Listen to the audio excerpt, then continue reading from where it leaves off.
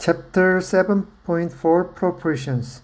Okay, we use these proportions many times, so the definition of proportion is really simple. Let's say there are two fractions, a over b and c over d. If these two fractions are equal ratios or rates, then we say these two fractions are equal. Then this equation is a proportion.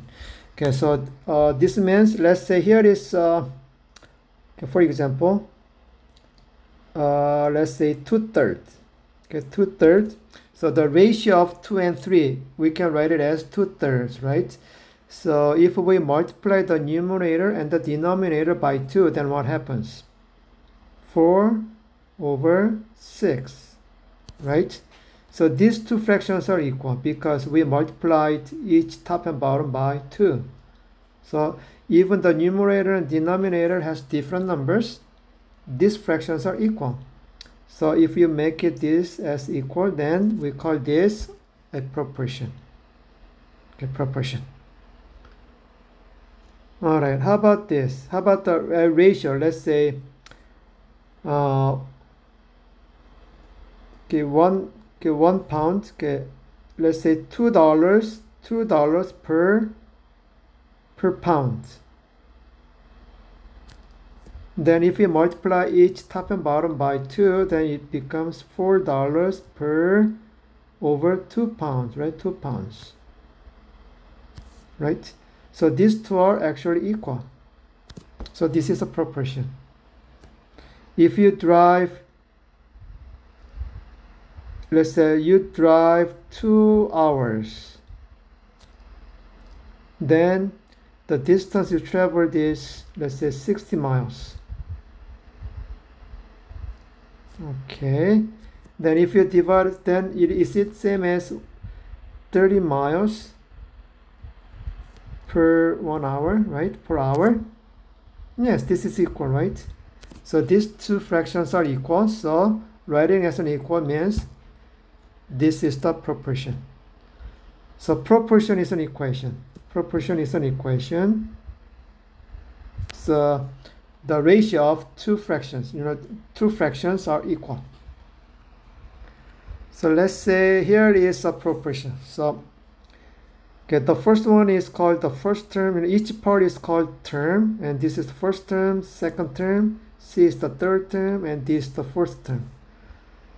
And we say A and D, the first and the fourth terms, are called extremes, and B and C are called the means. All right. So from this one, let's simplify this. Okay, the denominator is B and D. So the LCM of BD is B and D is BD, isn't it? BD. So BD is the LCD.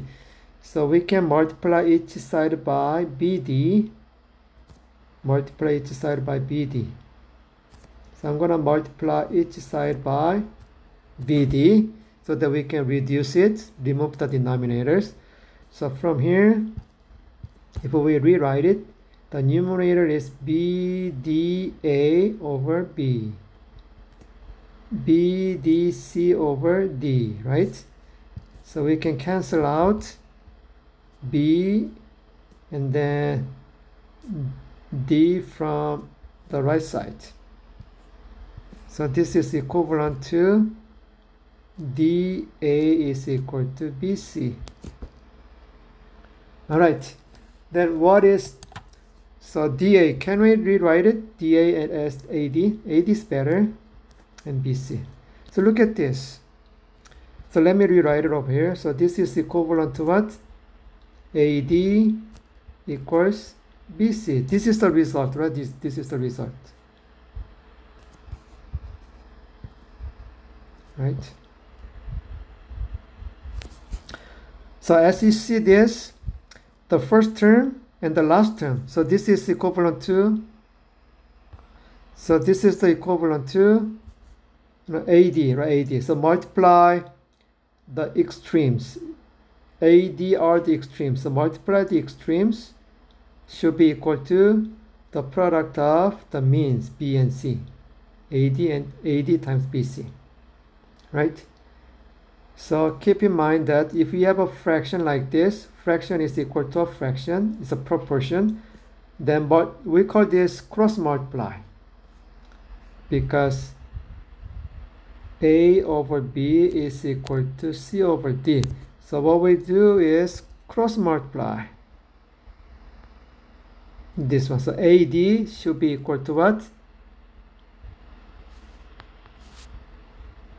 B times C. Okay, cross multiply.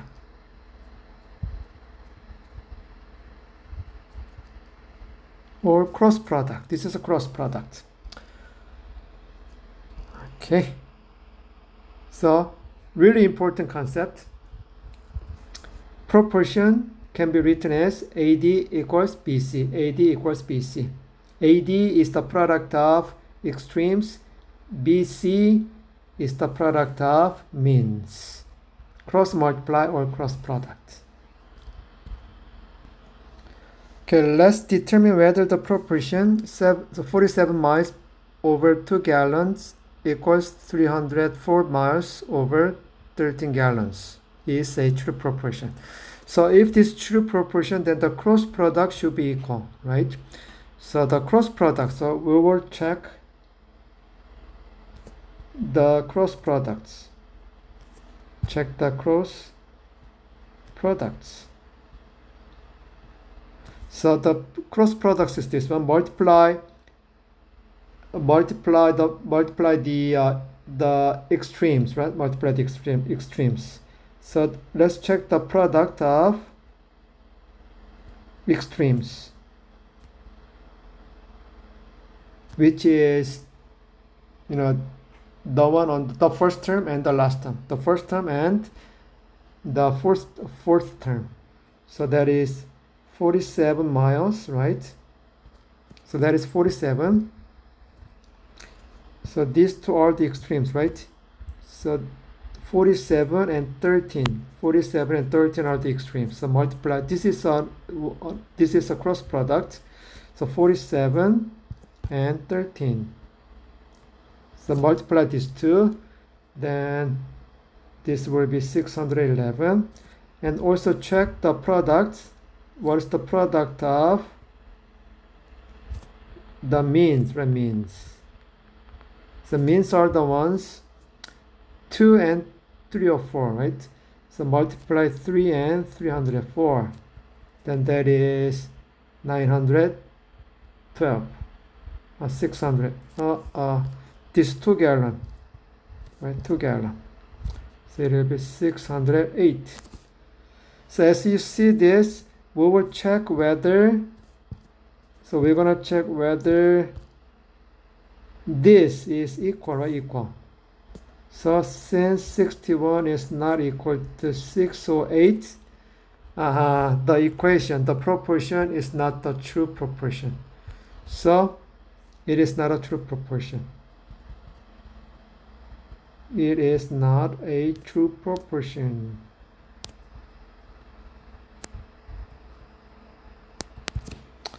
Okay, so actually what we're gonna do is do the cross multiply, right? Cross multiply. So 47. So for example, 47, 2, 304, and 13. Now do the cross multiply if they are equal. So 47 times 13, is it equal to 3 and 304? Just check, right? So that we can find out if this is the true proportion. Okay, let's solve this equation. So this is an equation, but we can say this equation is a proportion, right? Proportion, because there is one fraction on the left side of the equation and another fraction on the right side. So there are individual equation in each side. So in this case, what we can do is you do the cross multiply, right? Cross multiply. So multiply the product of extremes is what? 8 times x plus 2 and equals the product of the means 3 and 7, right? 3 and 7. All right, then we can distribute this one. So 8 times x is 8x, 8 times 2 is 16, 3 times 7 is 21, and minus 16 each side, right? Minus 16 each side. Then 8x is equal to 5. So now divide each side by 8. 5/8. So x is 5/8. Simple, isn't it? All right. Or there's another method. Okay, another method is this. To remove the the denominator 3 and 8, we can multiply each side by what? LCD, right? LCD. The LCD is 24. So you can multiply 24, 24. Then from here, you can reduce 3 and 24 becomes 8, and this becomes 3. So this is same as 8 times 8 plus 2 and 7 times 3, right? Same as this one.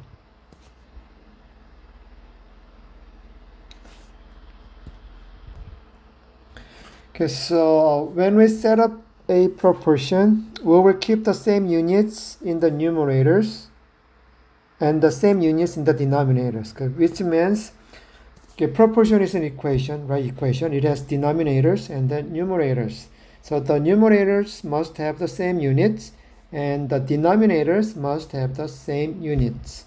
So if the numerator on one side of the equation is fit, then the numerator on the other side of this equation has to be fit. All right, so let's try this. The dosage of a certain medication is 2 ounces for every 50 pounds of body weight. Then how many ounces of medication are required for a person who weighs 175 pounds? Okay, look at this. Okay, 2 ounces for every 50 pounds. So we can write a ratio based on this one.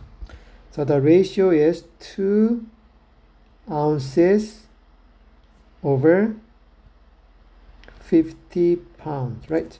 So we have a ratio 2 ounces over 50 pounds. So we're going to write a proportion. So this one should be equal to another fraction, another ratio. So this ratio is how many ounces? How many ounces are required for a person who weighs 150 pounds, right? So the numerator is now ounces. So we're going to write ounce in the numerator on the other side. So in this case, how many ounces? So we don't know. So make it x. So x goes to the numerator because x is the amount of ounces. And the denominator is pounds. So 175 pounds goes to the denominator. So this is x ounces, right? X ounces. All right. So from here, we can do the cross multiply, right? So the product of the means is equal to the product of extremes. So the extremes are 2 and 175. So you can write 2 times 175. The product of extremes is equal to the product of means. So 50 times x. So you don't have to worry about the units because the units cancel out. Then this one is equal to 350 equals 50x. and divide each side by 50. So divide each side by 50, and this one divide by 50. So you can cancel out 50. So the left hand side is 7, the right hand side x. So x equals 7. Then what's the unit for x? X is ounces, right? So the answer will be 7 ounces. 7 ounces. So a 175-pound person requires 7 ounces of medication. All right. So it's really important when you write a proportion, make sure the numerators have the same units, and also the denominators must have the same units. So this is how we can set up a proportion. Okay, that's it for this section.